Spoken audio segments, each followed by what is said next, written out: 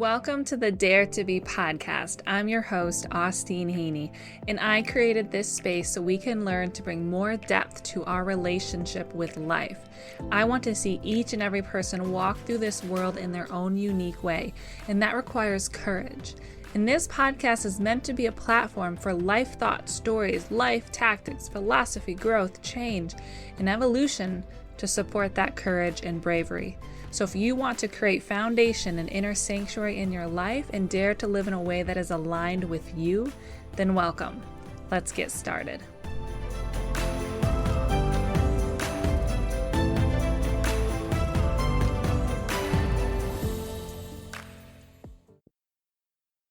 Welcome back to the Dare to Be podcast. It's Austeen. It's been a minute.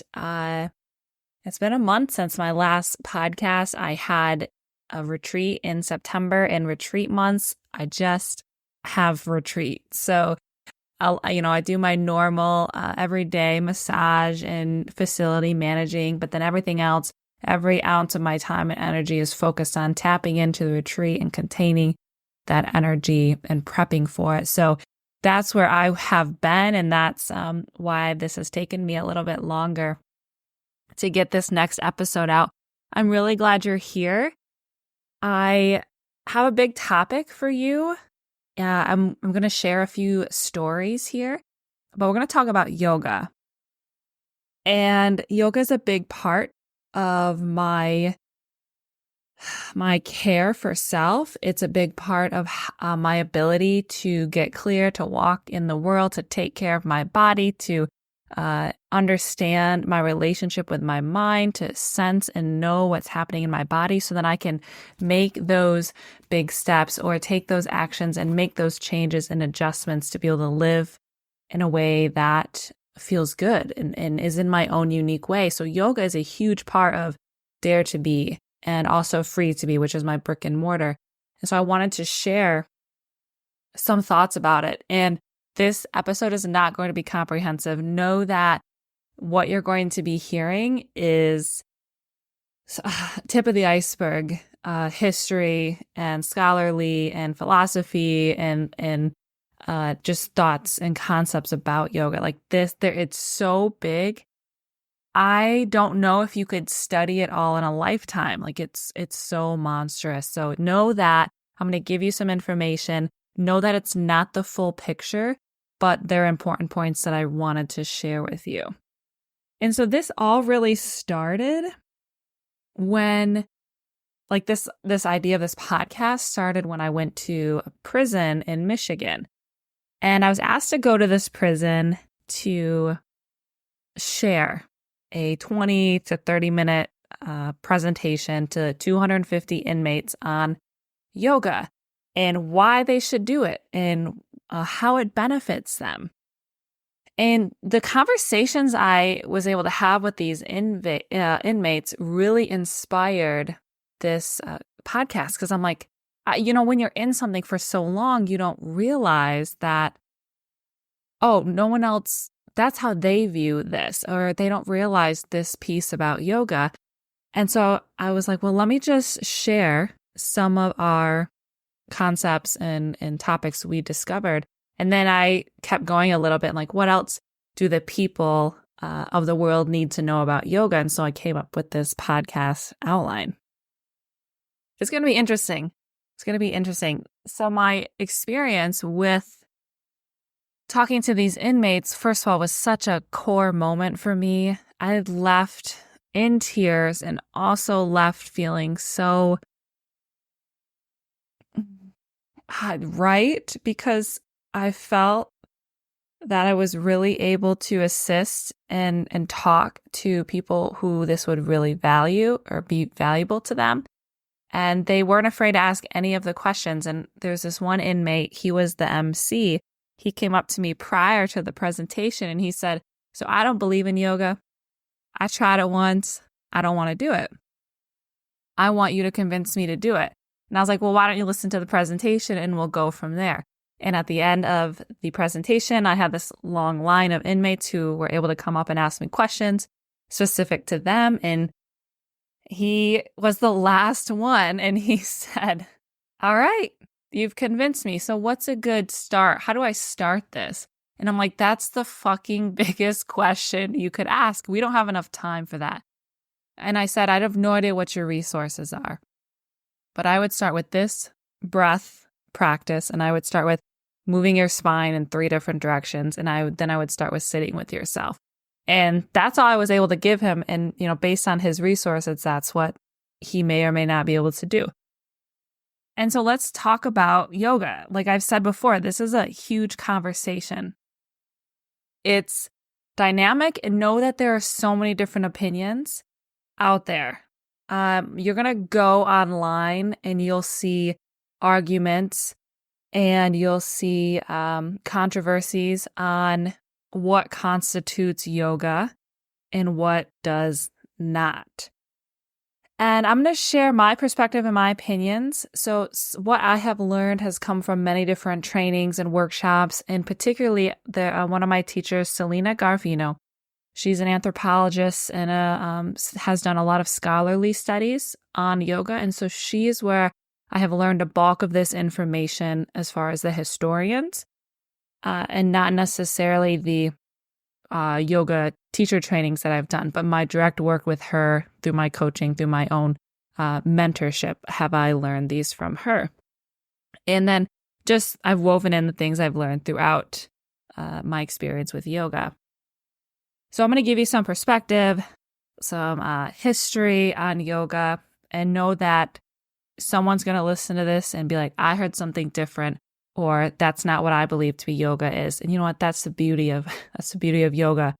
Yoga is I believe it's pronounced Hanuman, where it means something different based on the context, the conversation, and who you're talking to. So yoga means something different to everybody.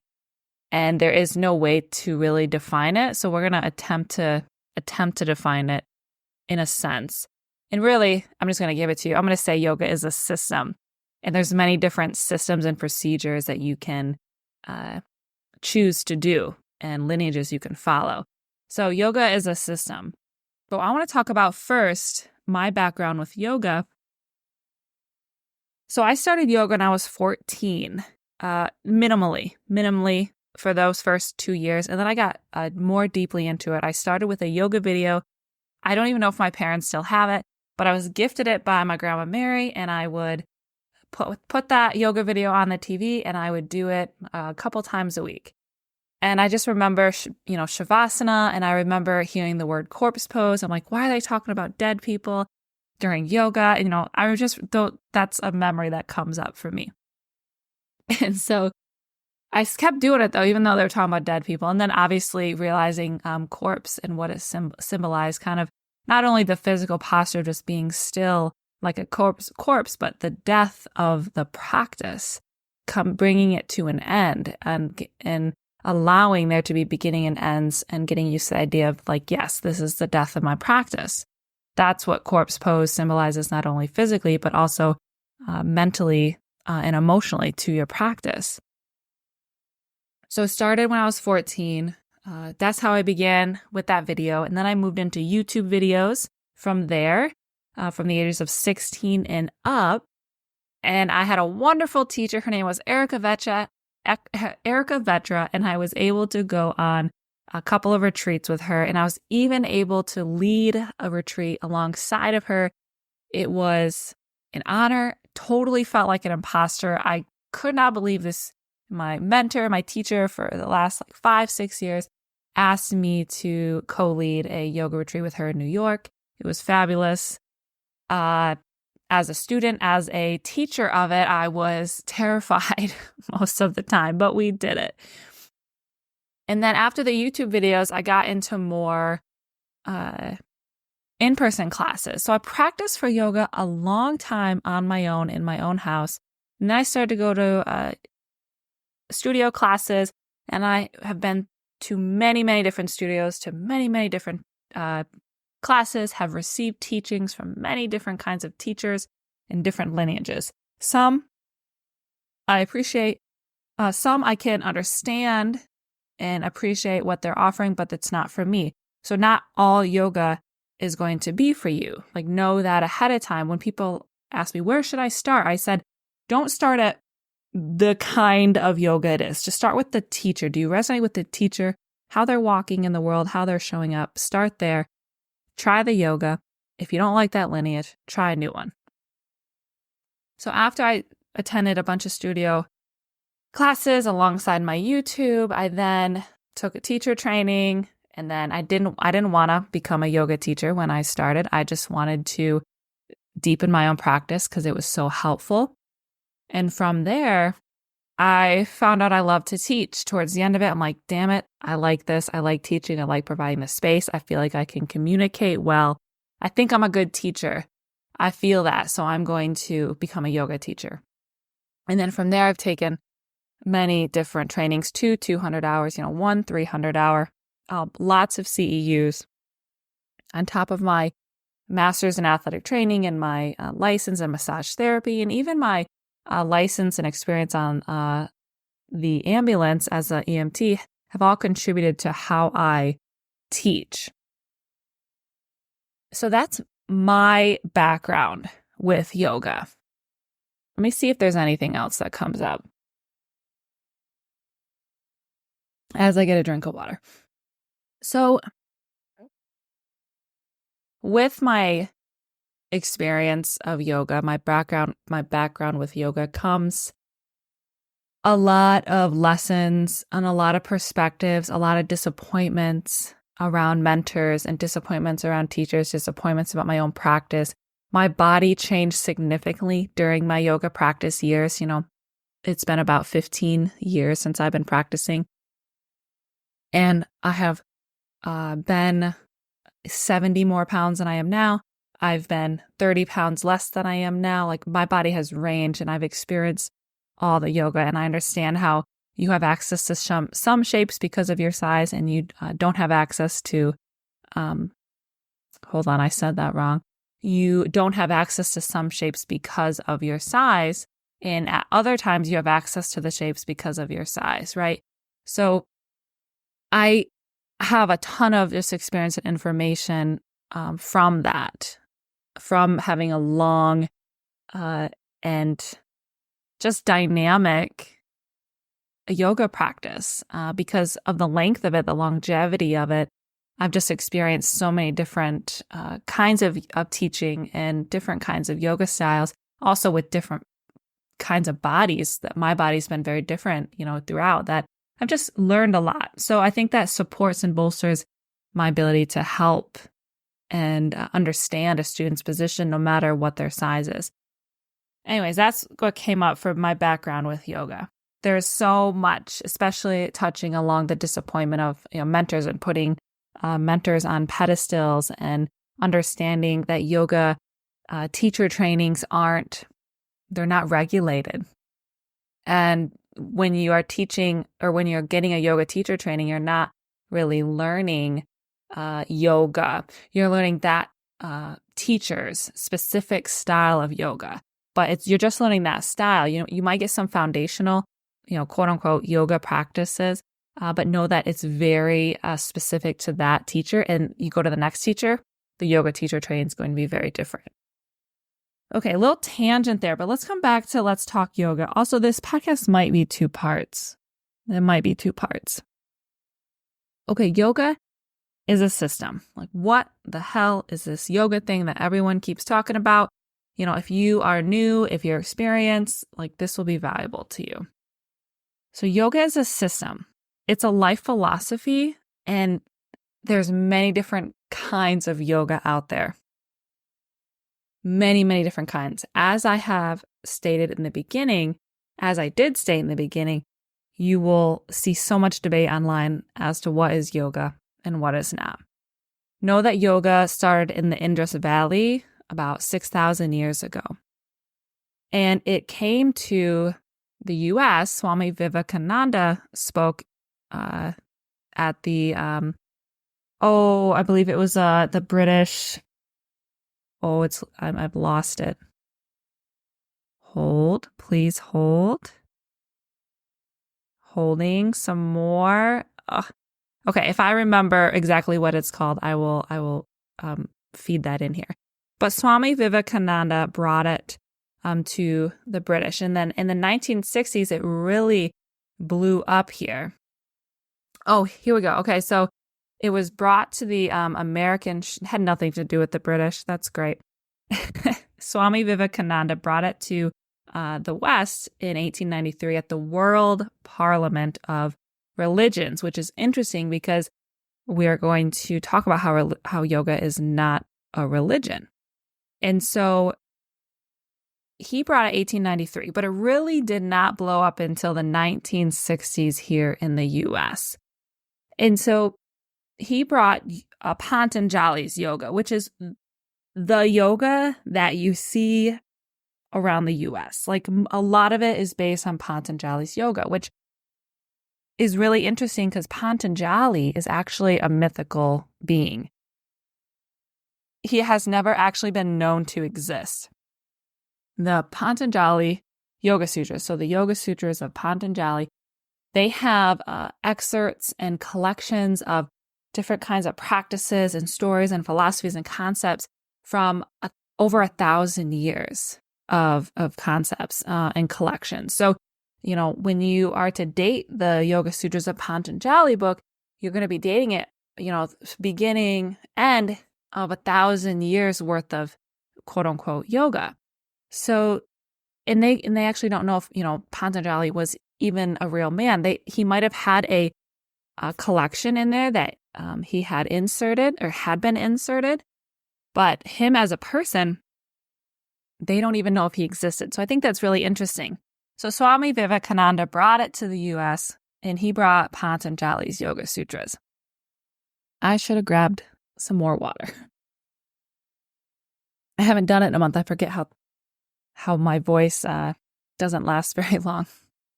Okay, so after it came to the US, 1960s, it really blew up. It's Patanjali's yoga everywhere. People think Patanjali is a real man, he's a real guru. And the scholarly and the historical concept says that we don't even know if he was a real person, which it's a really interesting thing. And then from there, you see it as it is now, which they call this the modern yoga movement. And that's what the scholars call this. The scholars study the change that yoga goes through as it has moved. And they study how it continues to change over here in the West and also over in India. So there are scholars that actually study yoga from what it was like 6,000 years ago versus it is now. And it has been changing and evolving. It always has. It has never stayed stagnant. It has never stayed static. It has always been something that has morphed and evolved based on where it was at, geographically, or in time, or on the timeline. And so it's going to continue to change. What has happened here in the West with yoga is affecting how yoga is in India. There used to not be yoga studios in India. Like that's not how they traditionally practiced. And now that there's yoga studios here and it's so big, there's yoga studios in India. So the West and India and the East, we have impacted, especially Buddhism too. We have all impacted how yoga is now practiced. And it's going to continue to change and evolve in the next, 50 to 100 years. And what's really interesting is when yoga was practiced before, there was absolutely zero emphasis. There wasn't even postures or shapes in the yoga. There was no movement. There was no flows, power yoga. There was no hot, yoga done in hot rooms and hot yoga. There was no certain kind of structures. It was not that. It was a lot of meditation. And eventually, yoga asana became a part of yoga because they were prepping the body for meditation. And then now it's kind of morphed into mostly yoga in what we call asana, which is the shapes and the poses. And so we do really see it as truly and almost always associated with movement. In the past, it had nothing to do with movement. So that's a way that yoga has changed and evolved and morphed through the modern yoga movement. And so as you can see, yoga is an umbrella term. It's that hominin. It depends on where you're at and who you're talking to. In the context, the definition of yoga will be different everywhere. But at its basis, yoga is a system for a certain kind of goal, whether that is enlightenment, samadhi, nirvana, whether it's health and mental health and physical well-being, which is what it's practiced for a lot here in the US, it's going to be different. And so after the 1960s, when Swami Vivekananda, after he came and spoke at the World Parliament of Religions, yoga has just changed drastically, even from them. Like he brought it here, and it was shown to us as postures and shapes, and then that is what we took a hold of. And because of that, that's what's mostly practiced here in the West. So yoga has a general thread in the West as a health practice. And it was that, it has been that. But in the past, the general thread was the practitioners of yoga wanted to move up and out of this limiting body, this limiting world or quote unquote dimension. And they wanted to reach enlightenment and nirvana or samadhi. And now it's interesting, you kind of see yoga as the opposite. You see it as a way to be in this world, to be able to navigate through this world with integrity, with clarity, and with wellness and health, instead of seeking to get up and out of this world. Because the yogic practitioners back thousands of years ago was a way to separate from the body and separate from the mundane. And now it's kind of a way to get into the mundane in a way that is well and healthily. So that's interesting. That's one way that this has all changed and evolved through time. And so I want to give you a few. I'm going to give you some different kind of yoga lineages. Yoga lineages, friends, not lonies. So yoga lineages, there's many different kinds. I think upwards of 60 different kinds of lineages. And so each one is different and has a similar goal. Like they have similar goals, but the way they get there is different. Like their procedures are different. They're all different systems. You can think about these lineages as systems, and the procedures to get there are all different. So we have Hatha Yoga, which is one of the traditional lineages, and they use a lot of guiding breath and holds in poses. So they're holding poses a lot longer than what we are used to here. And they do that to help discipline, the body, the breath, and the mind. There's Bhakti Yoga. Bhakti Yoga is one of the five.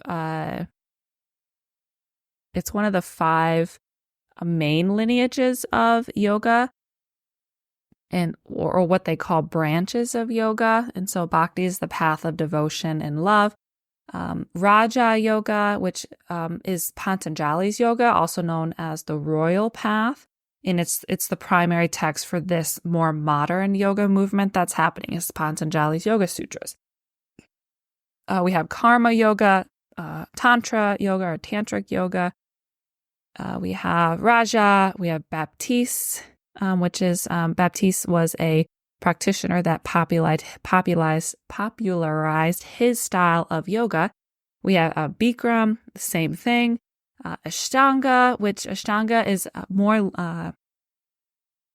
militant in their way of cueing and sequencing. Like there's no flow to it. It's just like triangle, Trikonasana, and then you move right to the next shape. There's not a lot of flow like Vinyasa does, which we'll talk about later. And so we have Ashtanga, and it's very specific cueing and alignment. And then you have Iyengar, which is very alignment-based. Lots of props and very much alignment-based. Vinyasa, which is this modern form of Ashtanga. It doesn't follow the militant style of cueing or alignment. We have restorative yoga, which involves holding poses for longer periods of time to create a really safe container for the nervous system. So you use props to put your body in a certain position to give the nervous system to de-escalate is what I want to say, de-escalate the nervous system and allow it to rest and heal and move from our sympathetic nervous system into our parasympathetic nervous system. So that's restorative. That's the goal. Is restorative yoga is highlighting the nervous system, going after the nervous system. That one gets really confused. But that because you see like gentle yoga, restorative, it's not the same thing. They're very different lineages. You have Anusara yoga, Kundalini, which is an ancient science of yoga, and it combines many different forms of yoga. And they have Yin yoga, which is a style that originated from China and from the martial arts and has longer holds, and they are intending to go after more of your connective tissue than your muscle flexibility. There's Jiva Mukti, which is another type of yoga. So there's just so many different kinds of lineages here. And I wanted to let you know that so you can see that when you practice, say you practice yoga, you see how that could mean something different to someone else. Like if I'm like, hey friend, like I practice yoga. He's like, yeah, me too. But he practices Ashtanga and I practice Yin. It's going to be very different meanings and definitions of yoga for us. Okay, let's move into some myths about yoga. So we have some history, we have some lineages, we have some understanding that yoga is a umbrella term and it means something very different to everyone else. But in its center, it's a system. No matter what system or lineage you use, whatever procedures you use to get there, nowadays it tends to be more like mental and physical health and wellness, whereas in the past it was like leaving the body, getting it up into enlightenment. Okay, myths about yoga. Myth number 1, you have to be flexible to do yoga. This is one of the number 1 myths that I hear all the time. I say, why don't you come to yoga class? I'm not flexible enough for that. Well, let me tell you, friends, you do not have to be flexible for yoga. Actually, you know how you get flexible is by doing yoga. When I started yoga, and even 3 to 4 years after I started yoga, I still was not flexible. You would not consider me a yogi. My knees were up in my armpits. I could not come close to my toes. And that was, 3 or 4 years after I started practicing. I'm not a naturally flexible person. And so every centimeter of flexibility I have, it's because I am been consistent and I have to work for it. It definitely has not come easy to me.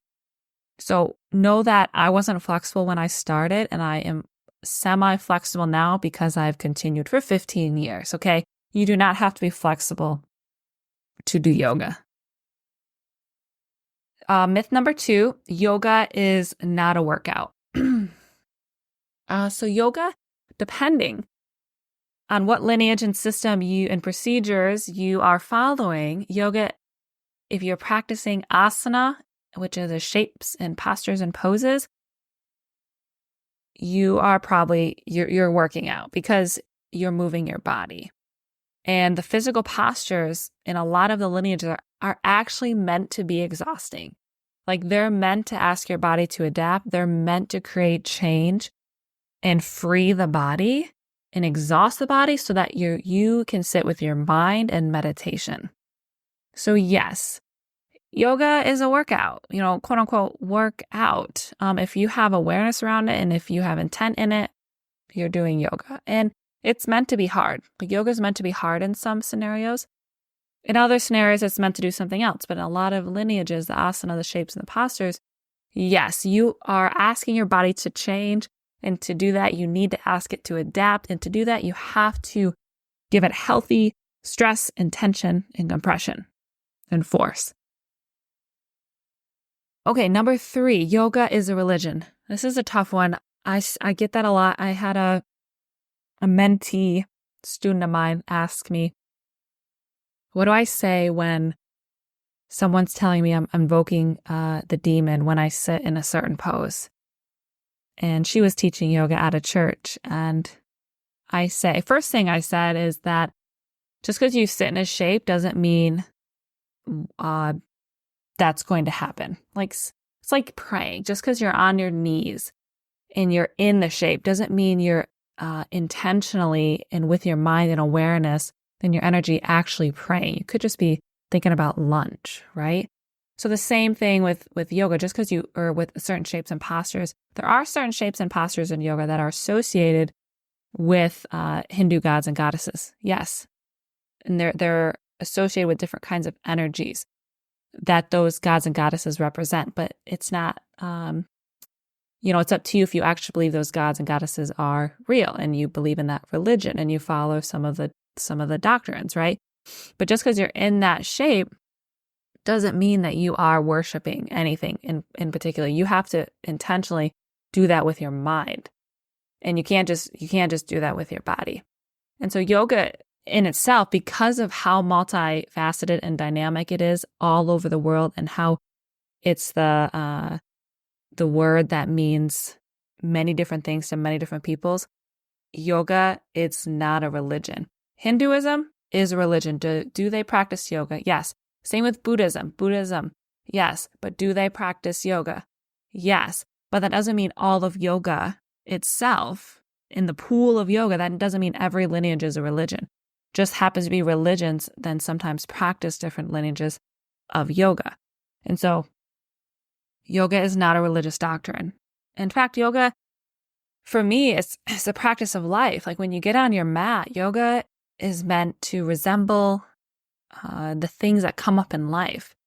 And it's called a practice so that when you face your doubt, when you face your frustration, disappointment, when you face your love, when you face your happiness and joy on the mat, then you have already practiced being with those things for when it shows up to you in real life. So, yoga is not a religion. It's a practice of life. It's a system of health and wellness. It has evolved around the globe, right? We know that. And many different cultures and religious concepts have melted into the practice of yoga. But when you practice them, you're not actually practicing a religion because yoga is the pool, it's the ocean. And the religions have pulled from different lineages. And yeah, if you're, practicing a certain religion that practices yoga, then in that specific context and situation, you're going to be practicing that religion because that's your religion. But that doesn't mean that someone over here practicing yin is practicing a religion. They're not, because their yin yoga is not a religion. Okay, just happens to be some religions use some of the yogic practices. It also just comes down to your intention with yoga itself. Yoga is the study of life, how we relate to it, and so how are you relating to it? Okay, myth number 4, physical movement and poses. When you're doing those, it means you're doing yoga. Not correct. So yes, yoga is a workout. We established that it's meant to exhaust and adapt the body. But how come that I then say just because you're practicing physical movement and poses, it means you're doing yoga? 2 reasons. 1, the same intent reason comes up. Just because you're sitting in child's pose doesn't mean you're practicing yoga, because practicing yoga comes with a certain amount of intention and awareness in the shape itself. So you have to be mentally involved in your practice and mentally involved with your relationship with your body and in relationship to yourself.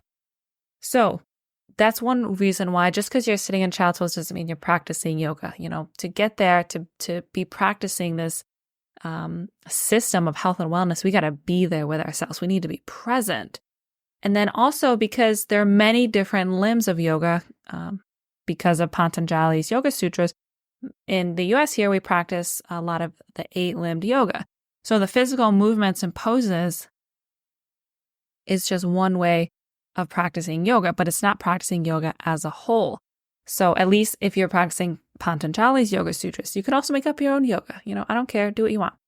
But just being mindful that if you go to, a yoga class, then know that just because all you're doing might be is physical movement and asana and maybe some pranayama and breath work, that is not the whole of yoga.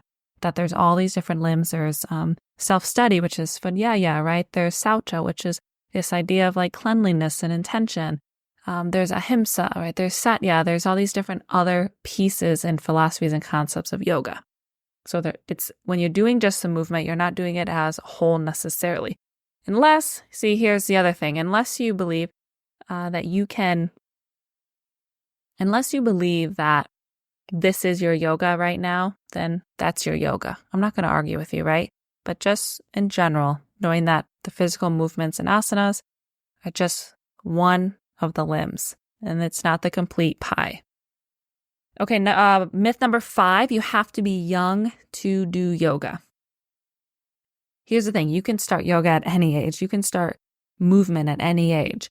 You can start self-study at any age. You can start being nonviolent at any age. You can start being honest, which is Satya, at any age. Your body, when we talk about physical movement and asana, yes, it's going to be easier when you're younger. Your body's going to adapt and change quicker than when you're older, but your body can adapt and change at any age. It's easier when you're young, but that doesn't mean it's not worthy to start or put in effort to start when you're older. And then the last myth I want to talk about is one that came up during my prison presentation. One of the inmates yelled out after I asked if there were any questions. He said, yeah. Actually, there was 2. One was, can fat people do yoga? And I said, what do you think? Can fat people do yoga? And I said, first of all, it's interesting, that he would use that adjective. And I said, anybody can do yoga. Any kind of person can do yoga. I have been my sizes during my yoga practice, as I said at the beginning, have been very varied. And so any person can do yoga. We can modify, we can adjust the shapes and the poses and the asana.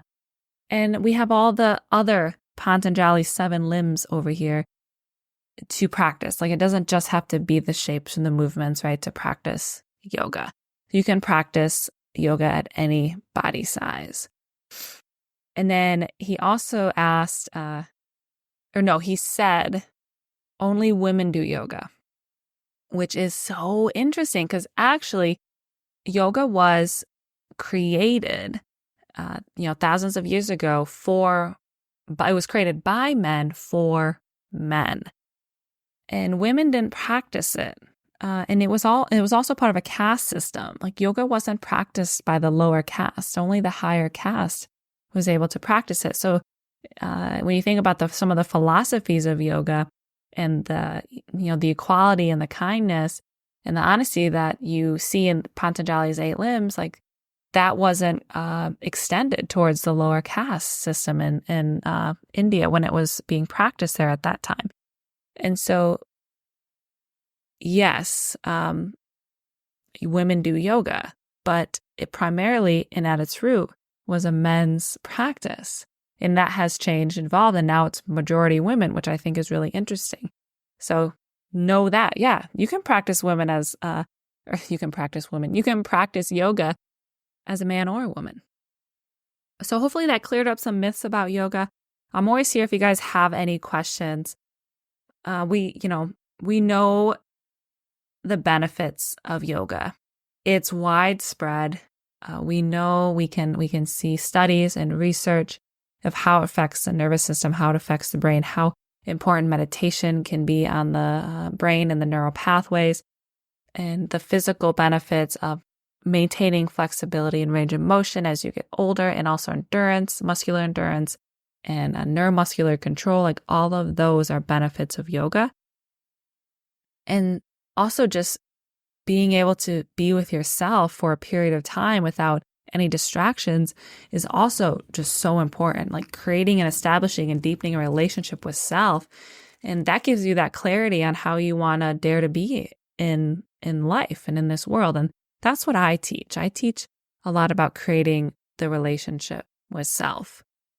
I wanted to, share a few things of my yoga to you if you are interested in learning from me or continuing to learn yoga from me. I teach a form of vinyasa, as I said. I teach it in the variations on morning flow, which is a structure I created myself, as well as tender yoga. I created that structure. So this is me. I could be my, in a way, I don't want to say lineage because I felt really not humble, but a style, like a specific style that I have been creating and then offering to the world. So that's what I mean. Yoga can be very different person to person, the definition of it. And I really centralize the idea of living this life and walking through it with that relationship with yourself, like alongside yourself. Like that's what my yoga really focuses on, is maintaining that relationship and deepening it. And so I have a yoga teacher training next year that I would absolutely be honored. We have 9 students if you would like to come and join us. It is in person in Brooklyn, Michigan. I also offer an online yoga academy. It has different videos in it. It's got yin, morning flow, tender yoga flows. It's got some meditations, some beginner yoga videos, and I'm adding to it each month. I'm going to be continuing to add to it. I have a lot of grand ideas for how I want that platform to evolve into something more than it is now. So it's $25 a month. Everything on there is wonderful, and I don't need to change it, but I want to give you guys more. Like those who are subscribing, I want to give you more classes, more information, more structures, more sequences, and more flows. So, and just more knowledge around yoga itself. And so that's $25 a month. It's my online yoga academy. Free to be yogamassage.com is the website it's on right now. You can also go to austeenheaney.com. There's a link to it there. And there's just so many different pieces of knowledge and information about yoga. Like just a little tidbit. This is from Katona Yoga, but they believe that the front body, the front of us, represents the potential, the future. The back of us represents the past, right? And then the lateral bodies, the sides of us, represent the present. And so Katona Yoga seeks to balance and open to your potential, open the front body, release the back body, let go of the mistakes, the experiences that you have made in the past, and then open up your present by side bending. So it's just so interesting. There's so much to learn in regards to yoga, and it's changed so much, and it will continue to change. I hope that this was helpful and educational. I'm excited for the next podcast. I already have the topic, and so I hope to see you there. I still have one spot left in my Yoga in Paradise yoga retreat in St. Croix. It's United States Virgin Islands, no passport needed. One spot's a shared space, $2,500. $1,000 holds your spot as a deposit. Then you can make payments from there if you wish, or you can pay in full. That is February 23rd through March 1st. And I still have openings in my Costa Rica yoga retreat next year, June 8th through the 14th. And that is also on my website. If you are interested in that, you can get $200 off your ticket until November 1st using the code NURTUREARLYBIRD, all caps. Okay, friends, I will see you next time.